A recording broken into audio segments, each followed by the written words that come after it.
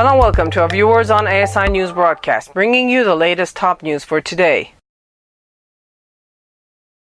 U.S. South Korea conduct anti-nuclear drill with computer model.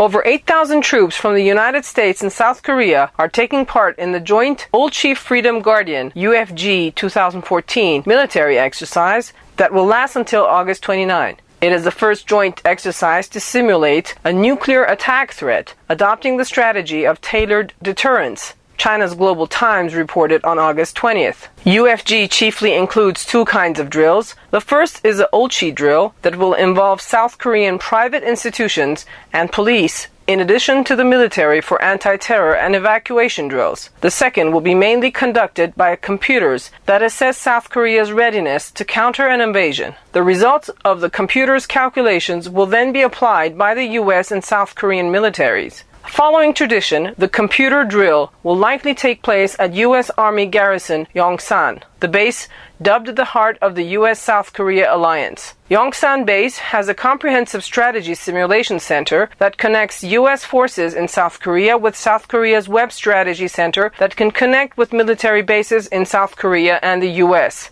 Real-time data can be added to update and simulate invasion scenarios and response strategies. A senior South Korean military official revealed the Comprehensive Strategy Simulation Center is an analogous system of ground force that excludes artificial calculations and is capable of making 30, 60, or 90-day assessments. The results of the computer simulation will be enacted as an exercise by U.S. and South Korea troops, including the 20th Chemical, Biological, Radiological, Nuclear Explosives CBRNE Command, which has taken part in missions in Iraq. The South Korean Segye reported that the U.S.-South Korea alliance is building a 30-minute attack chain against North Korea. It's more than 944 targets, including nuclear facilities, ballistic missile bases, and armory. The Chosun Ilbo report, however, analyzed that this preemptive strategy will need to track carriers of nuclear ballistic missiles as well as stationary targets. The attack chain by UFG will probably require more troops than are already stationed in South Korea. The U.S. may also make use of its forces based in Okinawa, Guam, Hawaii, and even the western United States. The 3rd Marine Expeditionary Force, responsible for reacting to an emergency in the Asia-Pacific, will be deployed. Furthermore, B-2 bombers and F-22 fighters can arrive within 1 to 3 days.